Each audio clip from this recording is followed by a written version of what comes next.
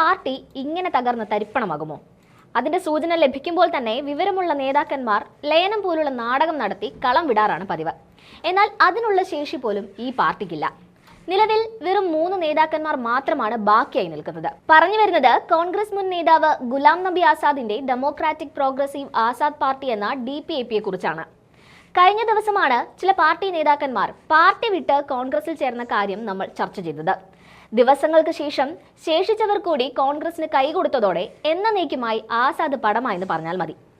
ഏറെക്കാലം കോൺഗ്രസ് ചെലവിൽ കേന്ദ്രമന്ത്രിയായി കറങ്ങി നടന്നുണ്ടാക്കിയ പണം മുഴുവൻ ചെലവായി പോകുക കൂടി ചെയ്തതോടെ ആസാദിന് ഇനി ഓർക്കാൻ പോലും ഒന്നും ബാക്കിയില്ല എന്നതാണ് സത്യം. കോൺഗ്രസിനെ മര്യാദ പഠിപ്പിക്കുമെന്ന് പറഞ്ഞ് 3 കൊല്ലം മുമ്പാണ് തറവാട്ടിൽ നിന്ന് ഗുലാം നബി പടിയിറങ്ങിയത്. കാശ്മീർ മുൻ മുഖ്യമന്ത്രി എന്ന ലേബലിൽ തിളങ്ങിയ ഗുലാം നബി ആസാദ് വൈകാതെ ഇന്ത്യൻ രാഷ്ട്രീയത്തിലെ എടുക്കാച്ചരക്കായി മാറിക്കഴിഞ്ഞു. രാഹുൽ ഗാന്ധിയുമായി തെറ്റിപ്പിരിഞ്ഞ് ആസാദ് രൂപീകരിച്ച പാർട്ടി തന്നെ അനിക്സ്പ്രേ ആയിപ്പോയി എന്നാണ് രാഷ്ട്രീയ നിരീക്ഷകർ പറയുന്നത്. അരനൂറ്റാണ്ടിലധികം ഇന്ത്യൻ നാഷണൽ കോൺഗ്രസിന്റെ സജീവ മുഖമായിരുന്ന ഗുലാം നബി ഇപ്പോൾ ദേശീയ സംസ്ഥാന രാഷ്ട്രീയത്തിൽ ഏതാണ്ട് അസ്തമിച്ച മട്ടായി എന്ന് പറയുന്നതിൽ തെറ്റില്ല.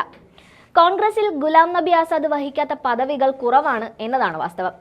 യൂത്ത് കോൺഗ്രസ് ദേശീയ പ്രസിഡന്റ് സ്ഥാനം മുതൽ AICC ജനറൽ സെക്രട്ടറി, പലവട്ടം കേന്ദ്രമന്ത്രി, കോൺഗ്രസ് രാജ്യസഭാ കക്ഷി നേതാവ്, കോൺഗ്രസ് പാർലമെന്ററി ബോർഡ് അംഗം, വർക്കിംഗ് കമ്മിറ്റി അംഗം, കാശ്മീർ മുഖ്യമന്ത്രി എന്നിങ്ങനെ 50 കൊല്ലം പാർട്ടിയെ അടക്കി വാണ നേതാവ് ഇന്ന് എല്ലാവരാലും അവഗണിക്കപ്പെട്ട് വീട്ടിൽ ഒതുങ്ങിക്കൂടുകയാണ്.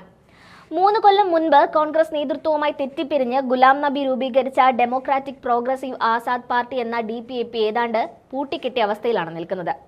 ഇനി ഒരു ഉയർത്തെഴുന്നേൽപ്പ് തന്നെ അസാധ്യമായ അവസ്ഥയിൽ ശേഷിച്ച കാലം ഓർമ്മകളുമായി വിറക്കി ആസാദിന് വിശ്രമിക്കാം. നേതാക്കളും അണികളും പാർട്ടി ഉപേക്ഷിച്ച് മാതൃപേടകമായ കോൺഗ്രസിലേക്ക് പോയി കഴിഞ്ഞു. രാഹുലിനെ ചീത്ത വിളിക്കുകയും ഇന്ത്യൻ രാഷ്ട്രീയത്തിൽ കോൺഗ്രസ് അസ്തമിച്ചു എന്ന പദം പറഞ്ഞ സ്ഥിതിക്ക് എങ്ങും പോകാനാകാതെ ഗുലാം നബി മാത്രം തന്റെ പാർട്ടിയിൽ ബാക്കിയായിരിക്കുകയാണ്. 2 പേർ കൂടി നിലവിൽ ചില സ്ഥാനത്തുണ്ട്. ആകെ 3 അംഗങ്ങൾ മാത്രമായ പാർട്ടിയായി ഗുലാമിന്റെ DPAP മാറിയിട്ടുണ്ട്. 2024 ജമ്മു കാശ്മീർ നിയമസഭാ തെരഞ്ഞെടുപ്പിൽ DPAP മത്സരിച്ചെങ്കിലും തറ തൊടാതെ തോറ്റു മണ്ണടിഞ്ഞു. 90 അംഗ നിയമസഭയിലെ 23 സീറ്റിലേക്ക് മത്സരിച്ചെങ്കിലും കെട്ടിവെച്ച കാശ് പോലും ലഭിച്ചില്ല. കഴിഞ്ഞ വർഷം നടന്ന ലോക്സഭാ തെരഞ്ഞെടുപ്പിലും ആസാദിന്റെ പാർട്ടി സമ്പൂർണ്ണമായി ഒലിച്ചുപോയി. മൊത്തം പോൾ ചെയ്ത വോട്ടിന്റെ 4% വോട്ട് പോലും ആസാദിന്റെ DPAPയുടെ പെട്ടിയിൽ വീണില്ല എന്ന് കണക്കുകൾ നോക്കുമ്പോൾ മനസ്സിലാകും. അനാരോഗ്യം പറഞ്ഞ് ഗുലാം നബി പ്രചാരണത്തിൽ നിന്ന് വിട്ടുനിന്നു. തോറ്റുപോകുമെന്ന പേടിയിലാണ് ഗുലാം നബി വിട്ടുനിന്നതെന്നാണ് വാസ്തവം. 2022 രാഹുൽ ഗാന്ധിക്കെതിരെ പാർട്ടിക്കുള്ളിലെ അതൃപ്തരായ 23 മുതിർന്ന നേതാക്കൾ രൂപം കൊടുത്ത G23 ഗ്രൂപ്പിന്റെ നേതാവായിരുന്നു ഗുലാം നബി.